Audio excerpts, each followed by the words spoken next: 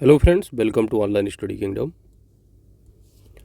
दोस्तों, जैसा कि आप लोग चैनल पर देख रहे होंगे, हम लोग ग्राम समाज एवं विकास से संबंधित जो टॉपिक है वो 2022 एडिशन जो नई पब्लिश हुई है अंकित भाटी सर की बुक को हम लोग यहाँ पर कवर कर रहे हैं। जैसा कि अभी तक हम लोगों ने 2 वीडियो में 2 चैप्टर को कवर किए हैं। टोटल इस बुक के जो होंगे 10 वीडियो ही होंगे। जैसे कि कई लोगों ने कमेंट करके पूछा कितने वीडियो आएंगे इसके, तो सिंपल सी बात है, इसको मैं चैप्टर वाइज ही कंप्लीट कराऊंगा। तो टोटल 10 चैप्टर दे रखे हैं बुक में और इसके 10 ही वीडियो आपको कंप्लीट हो जाएंगे 10 वीडियो में। ठीक है, किसी भी चैप्टर का कोई पार्ट नहीं होगा, सभी चैप्टर हम लोग यहाँ पर प्रत्येक वीडियो के माध्यम से ही कवर कर लेंगे। और अभी तक हम लोगों ने पहला चैप्टर कवर किया है, तो दूसरे वीडियो में दूसरे चैप्टर को कवर किए हैं। और आज की इस वीडियो में तीसरे चैप्टर को कवर ना करके चौथे चैप्टर को मैं कवर करता हूँ, क्योंकि जो तीसरा चैप्टर है वो थोड़ा लंबा है और आज इतना ही समय है कि मैं छोटे ही चैप्टर को कंप्लीट करा पाऊँ। तो यदि मैं तीसरे चैप्टर को कंप्लीट कराने की कोशिश करूँगा तो थोड़ा समय का अभाव है, तो ये कंप्लीट नहीं हो पाएगा, कल ही वीडियो मिल पाएगी। तो इससे अच्छा आज इस चैप्टर को, चैप्टर नंबर 4 को ही कंप्लीट कराने की कोशिश करते हैं। आपको जल्द से जल्द ये जो 10 चैप्टर हैं इनके वीडियो मिल जाएंगे, टेंशन नहीं लेनी। जब इसको शुरू किया गया है तो इम्पॉर्टेंट है, करा ही दिया जाएगा। तो दोस्तों, इस वीडियो में हम लोग चैप्टर 4 को कवर करेंगे, ठीक है। और चैप्टर तीसरा जो है वो थोड़ा लंबा वीडियो बनेगा, प्रोसेस टाइम लगेगा, तो इसका वीडियो आपको कल उपलब्ध हो जाएगा। एक चैप्टर का एक दिन ही आपको वीडियो मिलेगा। तो दोस्तों, चैप्टर नंबर 4 है ग्रामीण विकास एवं प्रबंधनों भारतीय संदर्भ में। पहली हेडिंग है ग्रामीण विकास का तात्पर्य। तो ग्रामीण विकास का तात्पर्य ग्रामीण जनसंख्या के सामाजिक, आर्थिक एवं मानवीय पक्षों का सर्वांगीण विकास करना है, जिसका अंतिम लक्ष्य उनके जीवन स्तर में सुधार करना होता है। ग्रामीण विकास के लक्ष्यों के अंतर्गत ग्रामीण क्षेत्रों में स्वास्थ्य का स्तर ऊंचा करना, जिससे कि वे जीवन प्रत्याशा में बढ़ोतरी हो सके। 0 से 6 वर्ष के शिशुओं के स्वास्थ्य स्तर में सुधार करना एवं शिशु मृत्यु दर में कमी लाना है। कुपोषण को समाप्त करना, मातृत्व मृत्यु दर को कम करना, सामुदायिक एवं स्वास्थ्य सेवाओं का विकास करना, ग्रामीण क्षेत्रों में शिशु लिंगानुपात को बढ़ाने हेतु जागरूक करना, ग्रामीण क्षेत्रों में साक्षरता दर को बढ़ाना। ये सभी के सभी जो पॉइंट हैं ये ग्रामीण विकास के लक्ष्यों के अंतर्गत हैं। ग्रामीण क्षेत्रों में शिशु लिंगानुपात को बढ़ाने हेतु जागरूक करना, ग्रामीण क्षेत्रों में साक्षरता दर को बढ़ाना, पेयजल, बिजली, सड़क एवं परिवहन जैसे आधारभूत संरचनाओं का विकास करना है, गरीबी को दूर करना, जिससे कि प्रति व्यक्ति जो आय है वह बढ़ सके। ग्रामीण क्षेत्रों में व्याप्त बेरोजगारी एवं अन्य आय के मध्य जो है वो असमानता को कम करना। तो जब भी ग्राम विकास की बात होगी तो उन लक्ष्यों को प्राप्त करने के लिए इन सभी तथ्यों को आपको ध्यान देना होता है। तो एग्ज़ाम में मान लीजिए यदि पूछ लिया जाता है कथन कि ग्रामीण विकास के लक्ष्यों के अंतर्गत निम्नलिखित में से क्या क्या शामिल हो सकते हैं, तो ये सभी तथ्य जो है आप ये कॉमन सेंस से वहाँ पर कर ले जाएंगे। आगे बढ़ते हैं।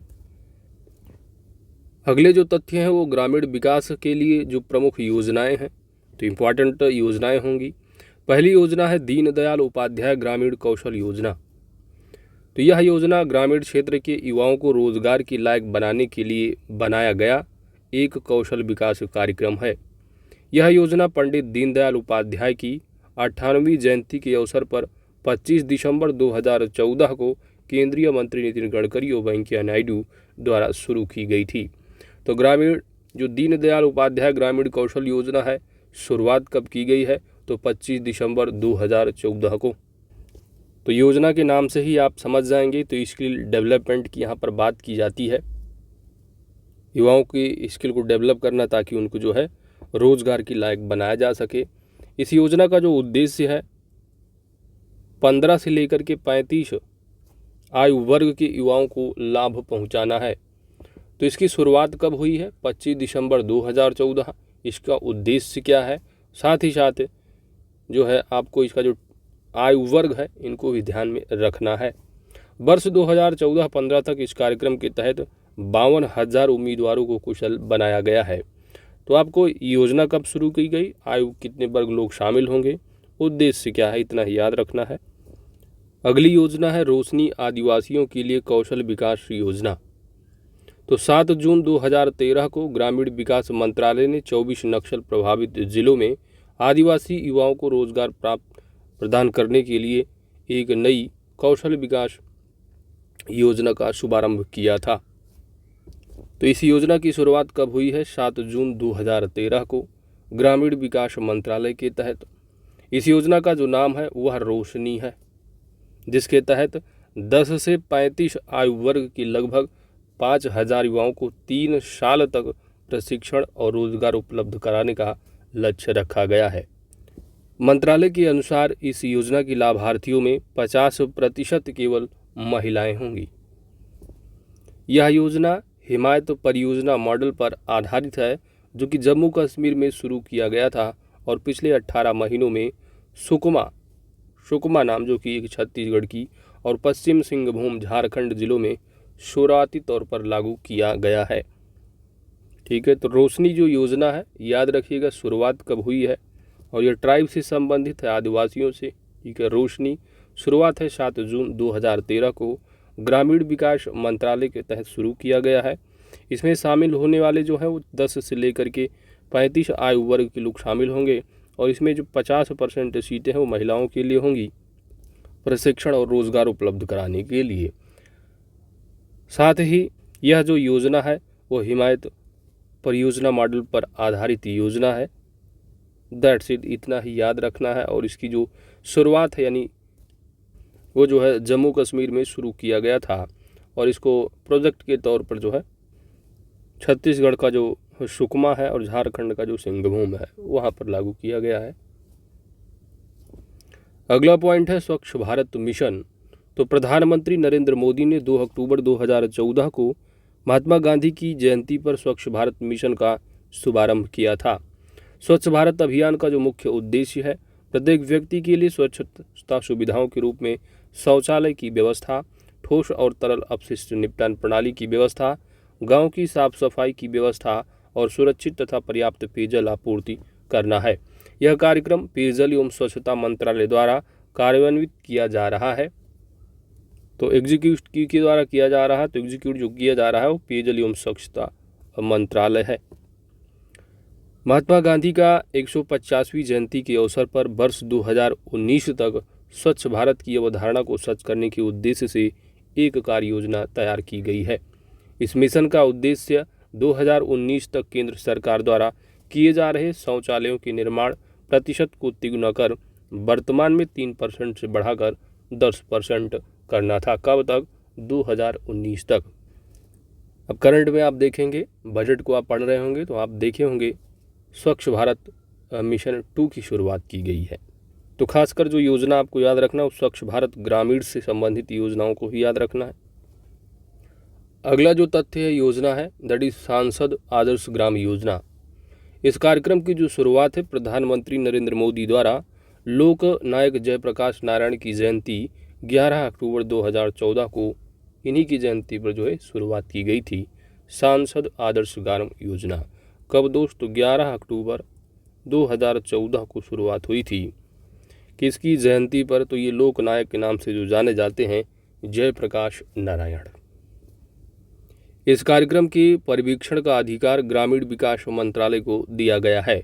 इस कार्यक्रम के तहत संसद की प्रत्येक सदस्य वर्ष 2019 तक 3 गांवों में संस्थागत बुनियादी ढांचे के विकास की जिम्मेदारी लेंगे। अगली योजना है विरासत विकास और संवर्धन योजना दैट इज हृदय। तो याद रखिएगा, मान लीजिए इसका फुल फॉर्म वगैरह भी पूछा जाता है तो इसका जो फुल फॉर्म है दोस्तों हेरिटेज। ठीक है, heritage city development, heritage city development and argumentation योजना, ठीक है। तो फुल फॉर्म वगैरह भी पूछा जाता है। तो हेरिटेज सिटी डेवलपमेंट एंड एग्यूमेंटेशन योजना है, याद रखिएगा हृदय का फुल फॉर्म। साथ ही शुरुआत कब हुई है, तो 21 जनवरी 2015 को। अगला तथ्य है इस योजना का कि हृदय योजना के प्रारंभिक चरण में 12 शहरों की पहचान की गई है, जिन्हें पुनः जीवंत और विकसित किया जाएगा।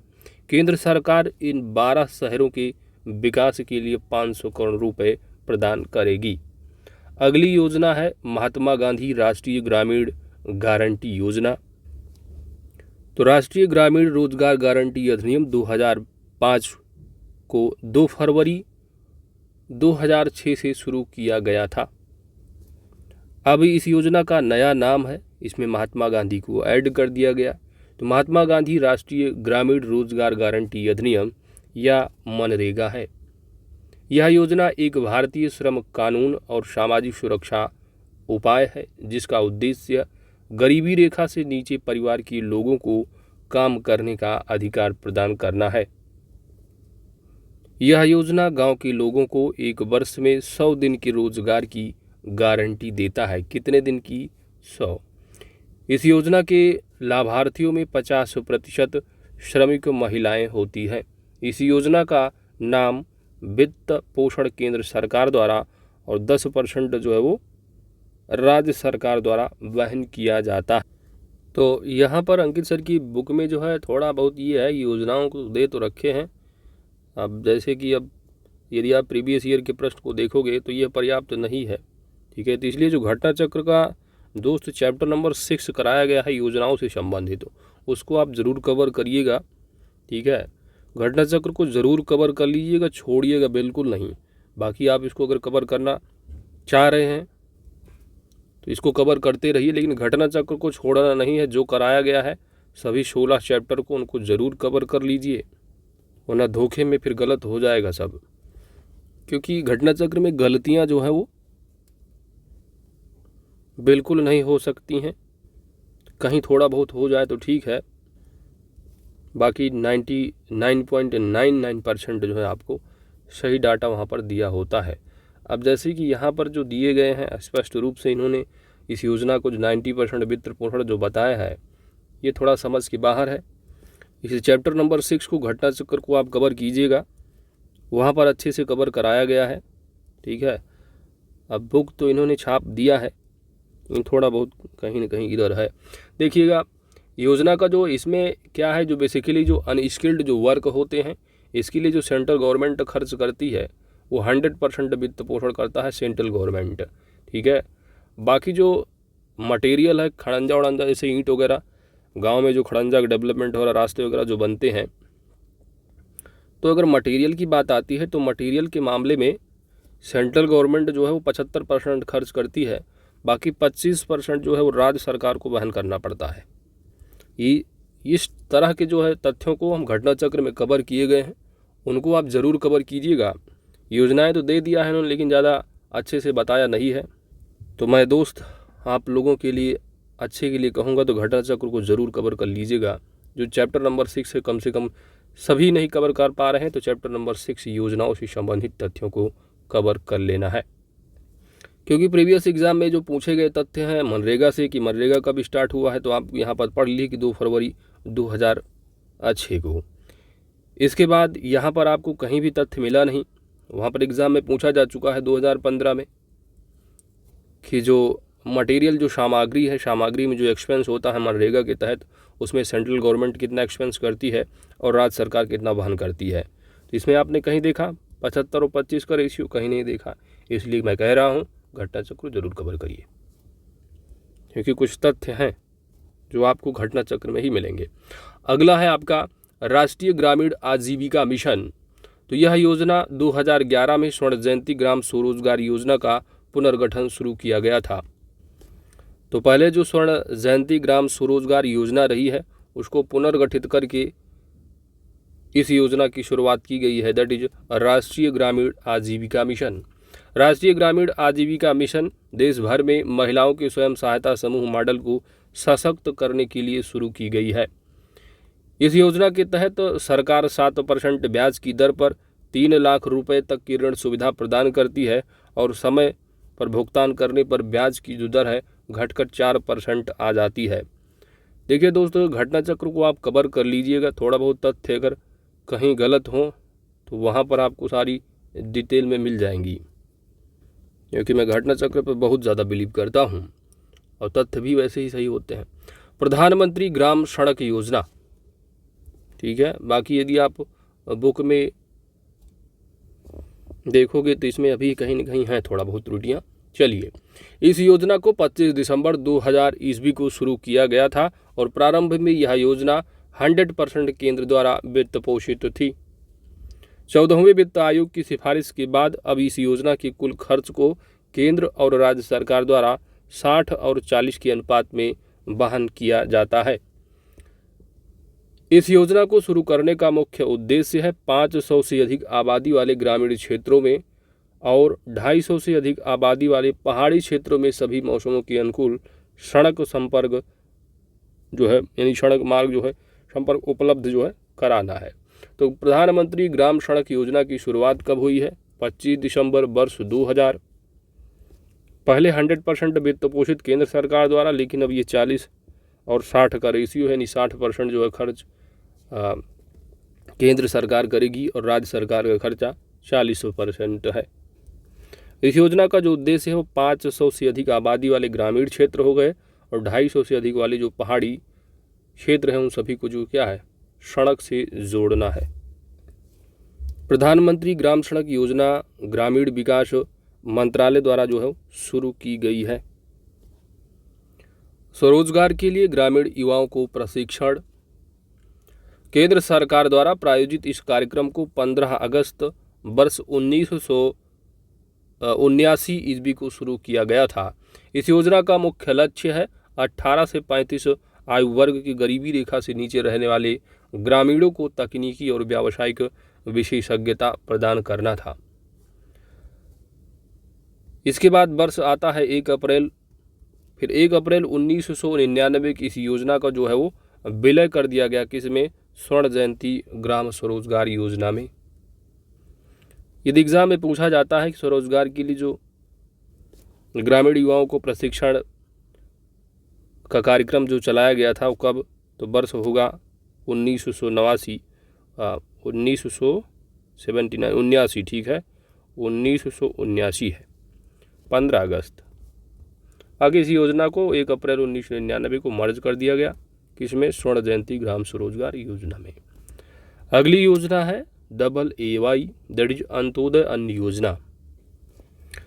अब जैसे कि इस समय तो राष्ट्रीय खाद्य सुरक्षा अधिनियम 2013 के तहत लोगों को राशन मिल रहा है और जिसमें कि लगभग जो है टारगेट है कि ग्रामीण के लगभग 80% लोगों को जो है वो राशन उपलब्ध कराया जाता है इसके तहत, है ना। अभी भी लोगों को फ्री मिल रहा होगा कुछ। तो यहाँ पर समझिए कि ये तो अंत्योदय वाला जो कार्ड है बेसिकली वो रेड होता है, रेड कलर का। तो जिनके पास है उनको 35 किलोग्राम जो है वो खाद्यान्न प्रदान किया जाता है। तो इस योजना की जो शुरुआत है AAY की वो प्रधानमंत्री अटल बिहारी वाजपेयी ने 25 दिसंबर वर्ष 2000 को शुरुआत की थी और इसी तारीख आपको पढ़ के आ रहे हैं कि ग्राम सड़क योजना भी इसी तारीख को शुरू की गई थी प्रधानमंत्री। इस योजना के तहत गरीबी रेखा से नीचे यानी BPL, below poverty line, 2 crore परिवारों को बहुत ही रियायती दर पर खाद्यान्न प्रदान किया जाता है।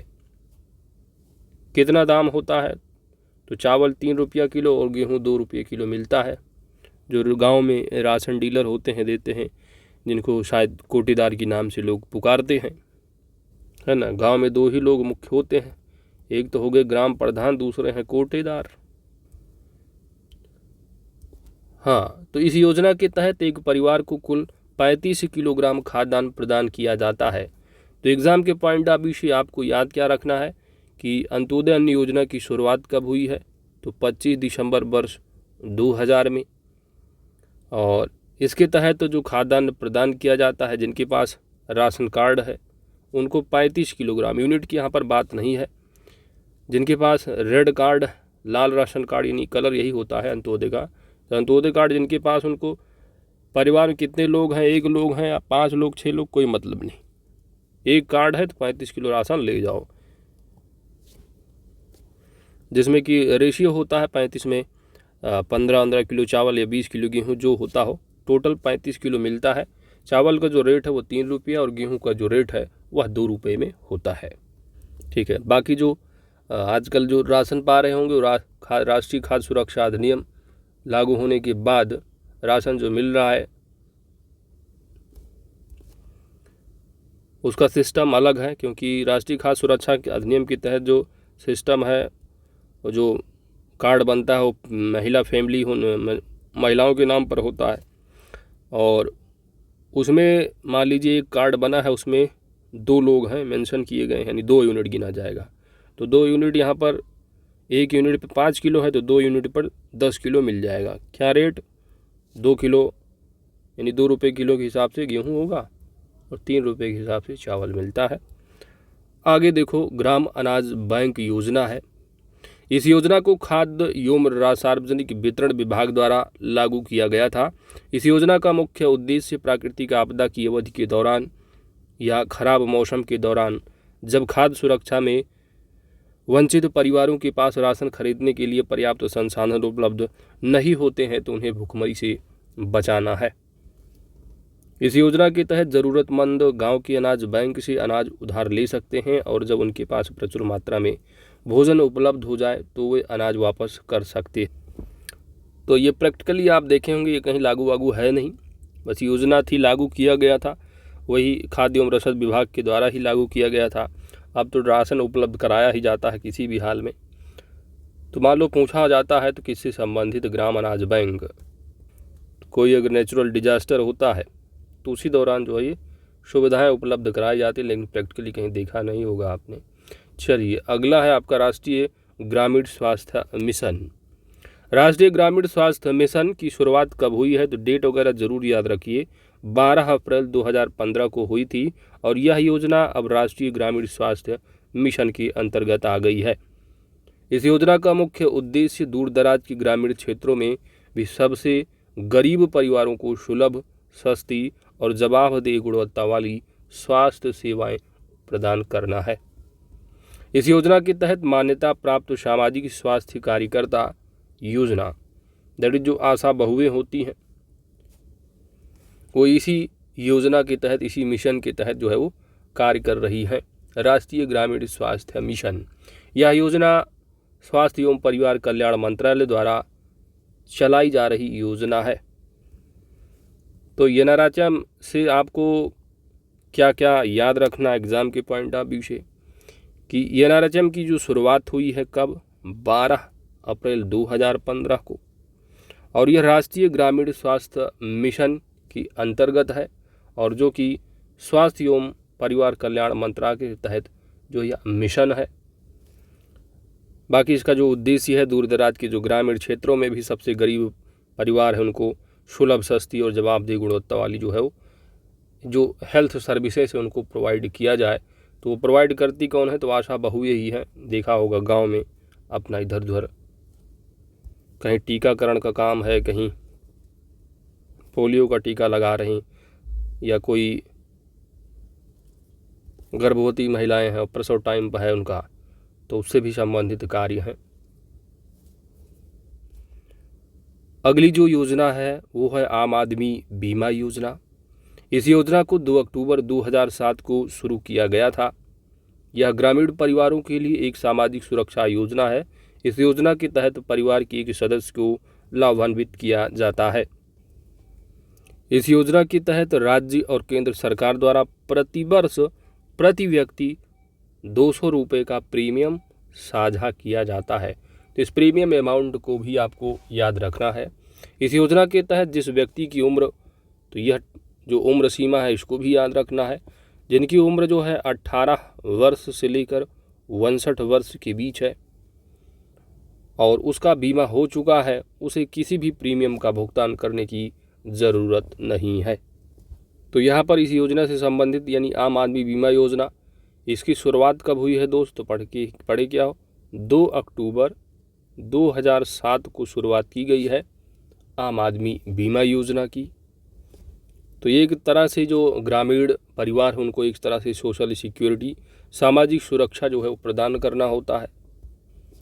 और इस योजना के तहत वही व्यक्ति हैं जिनकी उम्र जो है 18 वर्ष से ऊपर, यानी 18 वर्ष कंप्लीट कर लिया हो और 59 वर्ष तक, 18 से 59 वर्ष तक होनी चाहिए। और जानते हैं परिवार के एक ही सदस्य का यहाँ पर बीमा किया जाएगा तो उनको जो है इस योजना के तहत लाभ मिलेगा। इसमें जो प्रीमियम सरकार की तरफ से साझा किया जाता है वह 200 रुपये का प्रीमियम है, जो कि सेंट्रल गवर्नमेंट और स्टेट गवर्नमेंट मिलकर करती है।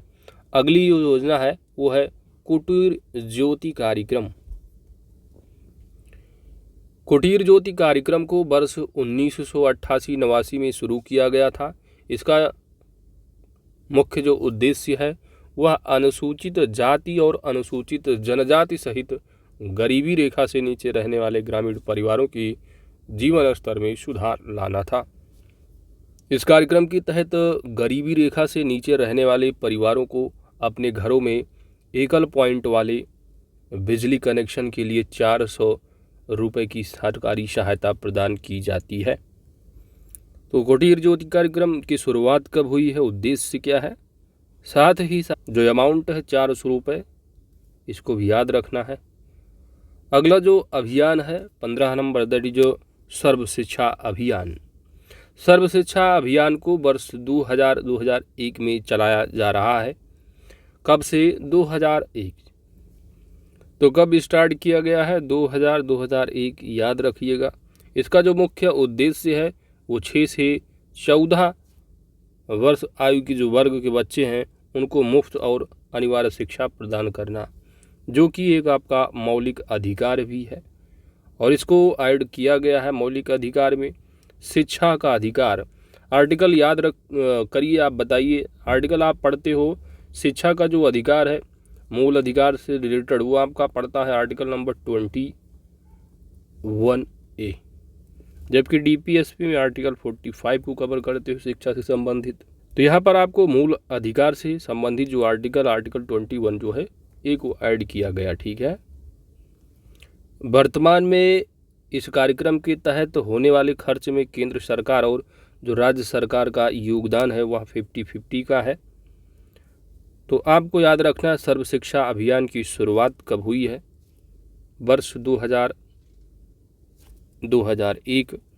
इसके बाद आयु वर्ग को याद रखना है 6 से 14 वर्ष। और मूल अधिकार यदि आप डीपीएसपी या जो भी पढ़े हैं आप तो यहाँ से आप कंफर्म कर ले जाएंगे। बस आपको डेट ज़रूर याद रख लिएगा। ठीक है, डेट से ही आपसे पूछ लिया जाएगा। साथ ही जो इस कार्यक्रम के तहत खर्चे हैं उनको पूछा जा सकता है। बाकी ये सब चीज़ें आप पॉलिटी से भी कवर करते होंगे। अब हम पढ़ते हैं ग्राम विकास प्रबंधन। स्वतंत्रता के बाद देश के गांव की जो बुनियादी सुविधाओं का विकास करने, भूमि सुधार करने, कार्य योजनाओं का विकेंद्रीकरण करने आदि को पूरा करने के लिए विभिन्न कार्यक्रमों को संचालित करने का लक्ष्य रखा गया। इसके लिए मंत्रालय एवं विभाग को बनाया गया तथा ग्रामीण समस्याओं की पहचान की गई और उसकी अनुरूप विकासात्मक तथा सुधारात्मक कार्यक्रमों को बनाया गया। इसके लिए समयबद्ध योजनाएं बनाई गईं, बजटीय प्रावधान किया गया, ग्राम विकास को बढ़ावा दिया गया और वर्तमान में ग्राम विकास योजनाओं का प्रबंधन ग्रामीण विकास मंत्रालय के अधीन ग्रामीण विकास विभाग तथा अन्य सहायक मंत्रालय एवं विभागों द्वारा किया जाता है। अगला तथ्य है ग्रामीण विकास मंत्रालय। यह जो मंत्रालय है 2 विभागों से मिलकर बना हुआ है, जिससे पहला ग्रामीण विकास विभाग खाद्य और कृषि मंत्रालय के अंग के रूप में अस्तित्व में आया। वर्ष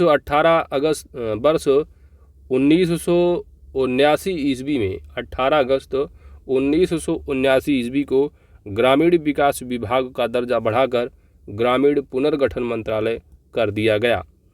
23 जनवरी 1982 ईस्वी को इस मंत्रालय का नाम बदलकर ग्रामीण विकास मंत्रालय कर दिया गया। तो 18 अगस्त को पहले था ये ग्रामीण विकास विभाग, फिर 18 अगस्त 1979 को इसको जो है ग्रामीण पुनर्गठन मंत्रालय, फिर इसके बाद जो ग्रामीण विकास मंत्रालय कब से है तो 23 जनवरी 1982 से इस नाम से चला आ रहा है। वर्ष 1985 ईस्वी में ग्रामीण विकास मंत्रालय को पुनः कृषि तथा ग्रामीण विकास मंत्रालय के एक विभाग के रूप में शामिल कर दिया गया, जिसे कृषि मंत्रालय का नाम दिया गया। फिर 5 जुलाई 1991 को पुनः ग्रामीण विकास मंत्रालय का दर्जा दिया गया और मार्च 1995 में फिर ग्रामीण विकास मंत्रालय का नाम परिवर्तित कर दिया गया एवं 3 विभाग ग्रामीण रोजगार व गरीबी उन्मूलन विभाग, ग्रामीण विकास विभाग तथा बंजर भूमि विकास विभाग को इसके अंतर्गत शामिल किया गया। वर्ष 1991 में पुनः ग्रामीण क्षेत्र तथा रोजगार मंत्रालय का नाम बदलकर ग्रामीण विकास मंत्रालय कर दिया गया। ग्रामीण विकास को साकार करने, ग्रामीणों के जीवन स्तर में सुधार लाने हेतु इस मंत्रालय ने 5 सामाजिक तथा आर्थिक संरचना की पहचान की, जिनमें सड़क, स्वास्थ्य, पेयजल, आवास एवं शिक्षा प्रमुख हैं। ग्रामीण विकास के लक्ष्यों के अनुरूप अवसंरचना विकास के लिए कई योजनाएं एवं कार्यक्रम को संचालित किया जा रहा है, जो कि ग्राम विकास में महत्वपूर्ण भूमिका निभाता है। ऐसे प्रमुख लक्ष्य देखिए, यहाँ पर जो आपको ये कब बना, कब ये, इसे डाटा कोई आपको याद नहीं रखना है। एग्ज़ाम में प्रश्न पूछने जाने के लिए बहुत सारी योजनाएं हैं, बहुत सारे कार्यक्रम हैं, उनसे पूछेंगे, ये सब नहीं पूछेंगे आप, तो ज़्यादा लोड लेने की ज़रूरत नहीं है। फिर गठन हुआ, फिर नाम बदला गया, दुनिया भर की चीज़ें नहीं याद रखना। अगला आपको है 20 सूत्रीय कार्यक्रम, इससे संबंधित तथ्यों को आपको याद रखना है। वर्ष 1975 ईस्वी में इंदिरा गांधी सरकार द्वारा इसकी घोषणा की गई थी। किसके द्वारा 20 सूत्रीय कार्यक्रम की घोषणा की गई? तो दैट टाइम रही इंदिरा गांधी। वर्ष है 1975। अब नए रूप में पुनः इस कार्यक्रम को 1 अप्रैल 2007 से लागू किया गया है और इसके तहत जो है 20 लक्ष्य निर्धारित किए गए हैं। पहला है ग्रामीण निर्धनता का निवारण। वर्षा पर निर्भर कृषि की व्यूहरचना है। सिंचाई के पानी का अच्छा उपयोग है, अच्छी फसलें हैं। भूमि सुधारों की प्रभावशीलता, ग्रामीण श्रम के लिए विशिष्ट कार्यक्रम है। पीने का साफ पानी होना चाहिए, सबके लिए स्वास्थ्य है। 2 बच्चों का मानक शिक्षा का विस्तार है। अनुसूचित जाति एवं अनुसूचित जनजाति के लिए न्याय, महिलाओं के लिए समानता, युवाओं के लिए नए अवसर, व्यक्तियों के लिए आवास है। शहरी मलिन बस्तियों का सुधार है। वानिकी की नई व्यूहरचना है। पर्यावरण का संरक्षण है। उपभोक्ता का समुत्थान है। गाँव के लिए ऊर्जा है और एक उत्तरदायी प्रशासन। तो इन 20 सूत्रीय कार्यक्रम को एक सरसरी निगाह से आप देख लीजिएगा।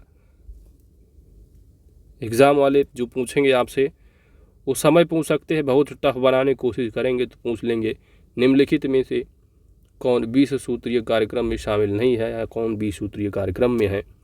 तो याद रखिएगा टाइम इसका 1975 इंदिरा गांधी गवर्नमेंट, और इस कार्यक्रम को पुनः जो 1 अप्रैल 2007 से लागू किया गया।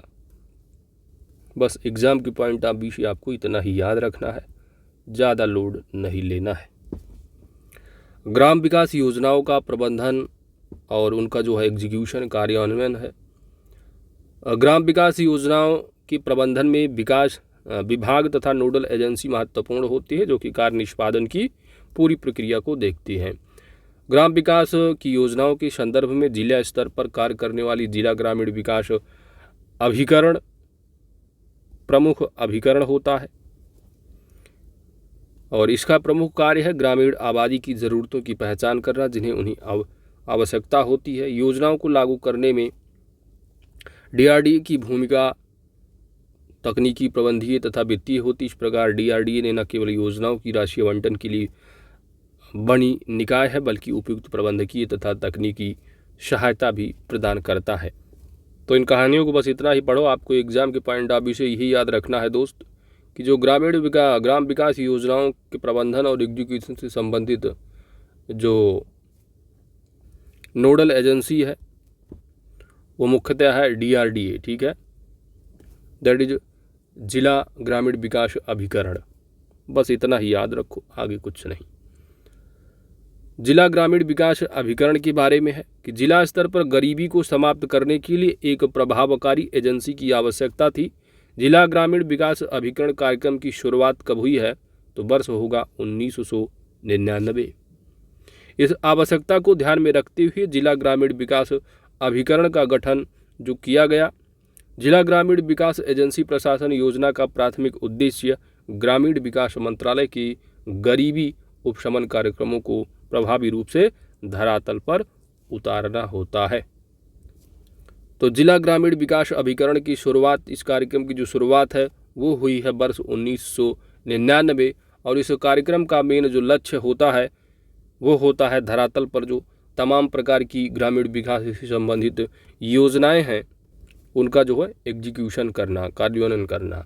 इस अभिकरण से यह उपेक्षा की जाती है कि वे लाइन विभागों, पंचायती राज संस्थाओं तथा बैंकों की समन्वय कर जिलों में गरीबी को कम करने के लिए आवश्यक सहायक और संसाधन जुटाने में सक्षम हों। तो ग्रामीण विकास से संबंधित नोडल एजेंसी जिसकी शुरुआत कब हुई है 1999, जिला ग्रामीण विकास अभिकरण।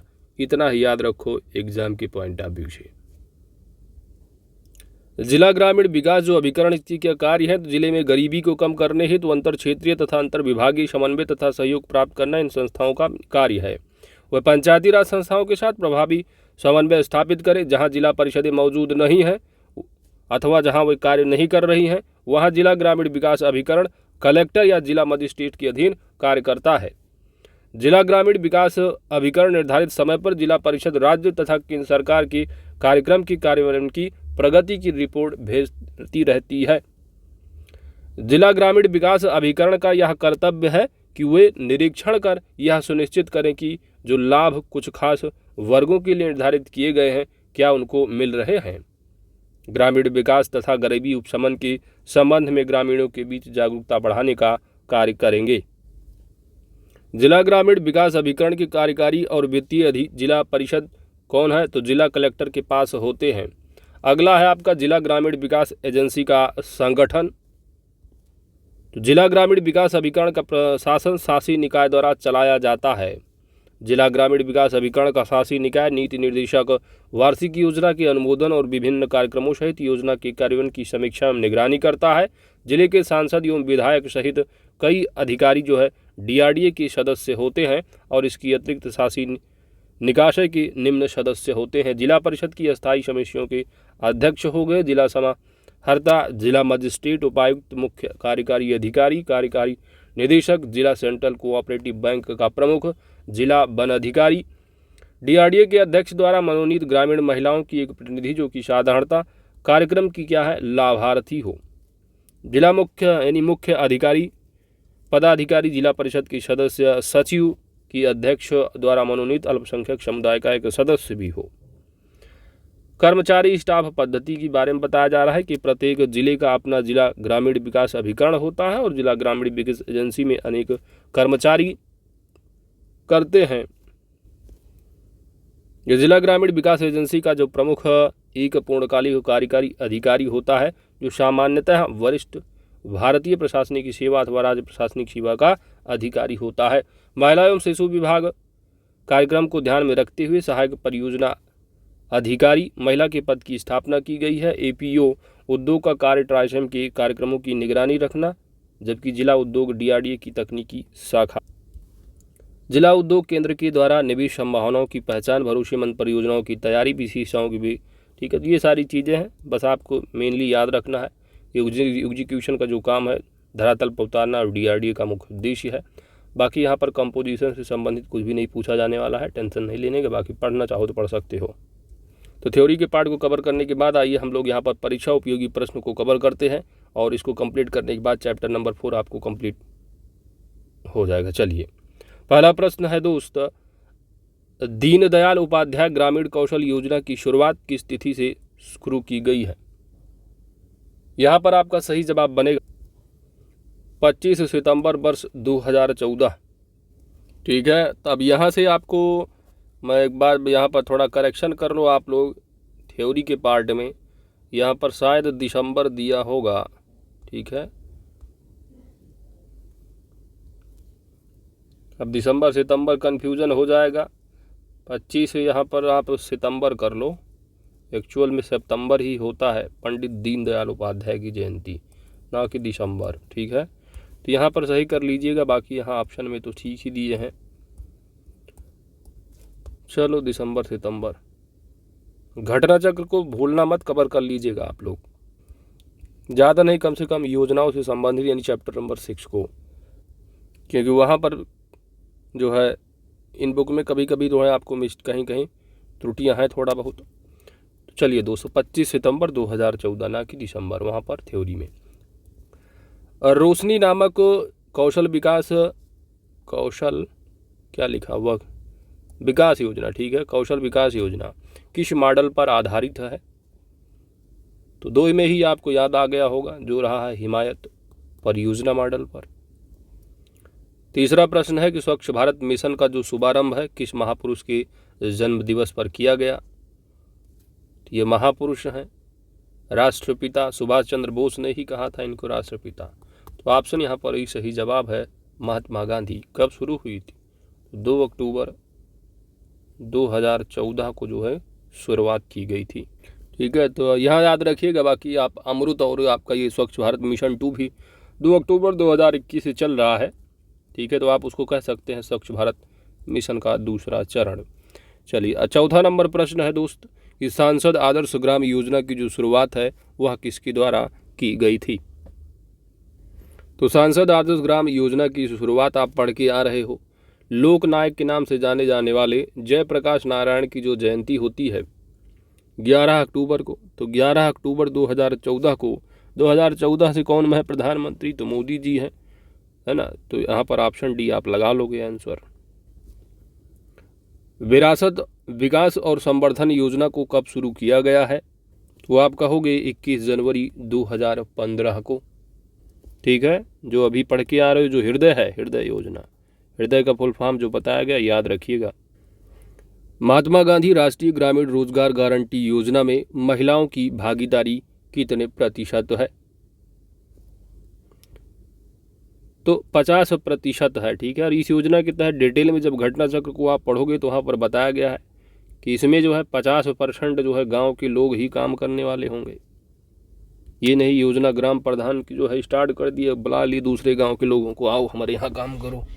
गांव के लोगों को ही रोजगार प्रदान होना चाहिए। अगला प्रश्न है कि मनरेगा योजना में केंद्र सरकार के जो वित्त पोषण का कितना हिस्सा है? ठीक है। तो थ्योरी की तरह यहाँ पर भी आप लोग सुधार कर लीजिएगा। देखिए यहाँ पर इनको 100% देना चाहिए, क्योंकि जो अनस्किल्ड वर्क है उसके लिए सेंट्रल गवर्नमेंट 100% खर्च करती है, जबकि जो सेंट्रल गवर्नमेंट जो मटेरियल से संबंधित खर्चे हैं इस योजना के तहत जो खर्चे होते हैं उसमें 75% जो है केंद्र सरकार और 25% जो है वो राज्य सरकार खर्च करती है। और ये प्रश्न आपकी एग्जाम में पूछा जा चुका है। तो यहाँ पर इन्होंने 90% क्यों दिया है मुझे नहीं मालूम, मेरे हिसाब से आप लोग इतना ही करिए जितना मैं बता रहा हूँ।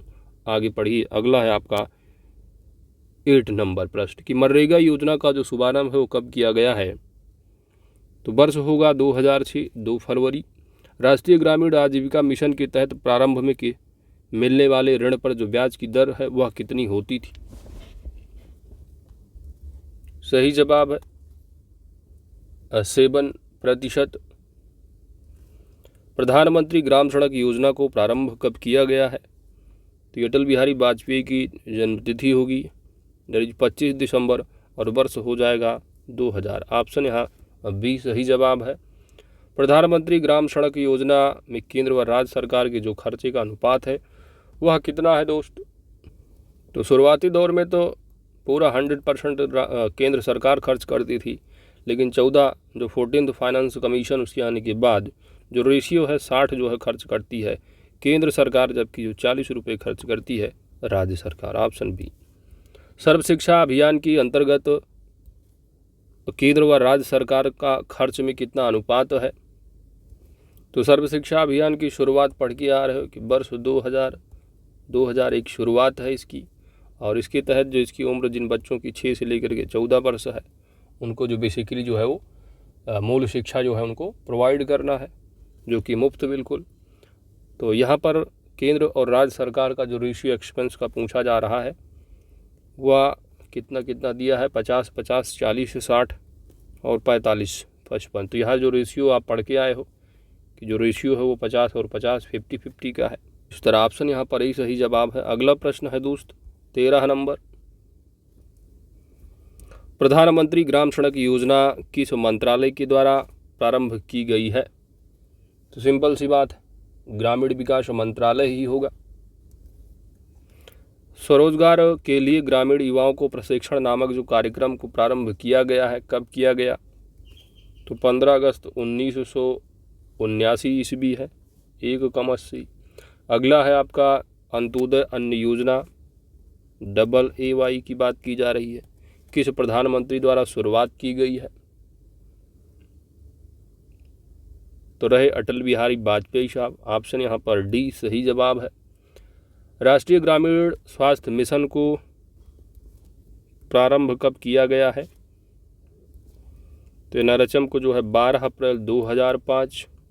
आम आदमी बीमा योजना को कब प्रारंभ किया गया है? यहाँ पर आप सी और डी दोनों लगा सकते हो, ठीक है, तो यहाँ पर आप कुछ भी कर लो, कोई एक मान लो। ऑप्शन यहाँ पर सी सही जवाब है, 2 अक्टूबर 2007 को। अगला है आम आदमी बीमा योजना के लिए व्यक्ति की जो अधिकतम आयु है वह कितनी है? आम आदमी बीमा की बात की जा रही है, तो आम आदमी बीमा वाला आप पढ़ के आ रहे कि शुरुआत 2 अक्टूबर 2007 को हुई, और इसमें परिवार के जो किसी एक सदस्य को जो है इस योजना के तहत लाभ प्रदान किया जाता है, ठीक है। तो एक सदस्य होंगे जिनकी उम्र सीमा जो है वो 18 से लेकर के यानी वयस्क हो जाएं और वरिष्ठ नागरिक होने के पहले, यानी आप कह सकते हो 15 से 59। Option D. कुटीर ज्योति कार्यक्रम को कब प्रारंभ किया गया दोस्त? तो इसकी शुरुआत जो है 88-89 में हुई थी, ठीक है, तो ऑप्शन ए सही जवाब है, कुटीर ज्योति, ठीक है। तो यानी जो SC ST हैं और जो गरीबी रेखा से नीचे हैं उनको जो है उनकी जो लाइफ, ठीक है, तो उनका जो जीवन स्तर है उनमें सुधार लाने के लिए है, और बेसिकली जो है वो यहाँ पर ज्योति की बात आ गई है। जो ज्योति मतलब थोड़ा उजाले की बात आ जाएगी, तो बिजली के कनेक्शन वगैरह जो है उनको प्रदान कराया जाना, ठीक है। तो बिजली कनेक्शन के लिए इस कार्यक्रम के तहत रुपया कितना पढ़ के आ रहे हो? 400 रुपया दो भैया उनको, ठीक है। तो 400 रुपया सरकार की तरफ दे लो, 400 रुपया कनेक्शन करा लो। अगला है सर्व शिक्षा अभियान के अंतर्गत लाभान्वित बच्चों की जो आयु सीमा है वह कितनी है? सर्व शिक्षा अभियान 2001 की शुरुआत है इसकी, और DPSP या फंडामेंटल राइट 86वें संविधान के तहत जो जोड़ा गया है उम्र सीमा है 6 से 14। ऑप्शन सी सही जवाब होगा, ठीक है दोस्तों। टोटल जो है 20 प्रश्न के साथ आपने पूरा का पूरा कंप्लीट कर लिया है। बाकी इस प्रश्न में यहाँ पर थोड़ा सा आप लोग यहाँ पर कहाँ गया महात्मा गांधी वाला, ये एक्सक्यूज में, हाँ ये इसमें थोड़ा आप लोग करेक्ट कर लीजिएगा, ठीक है। अनस्किल्ड में जो है वो जिन अकुशल हैं उसके लिए 100% सरकार खर्च करती है, बाकी जो मटेरियल के हैं मटेरियल के 25% जो है वो राज्य सरकार और 75% जो है केंद्र सरकार। तो दोस्तों इसी के साथ आपका पूरा चैप्टर नंबर 4 जो है वो कंप्लीट हो जाता है। बाकी जो तीसरा चैप्टर वो आपको कल मिल जाएगा, क्योंकि लंबा चैप्टर है, तो इसकी वीडियो आपको जो है कल ही मिल पाएगी। Thanks for watching.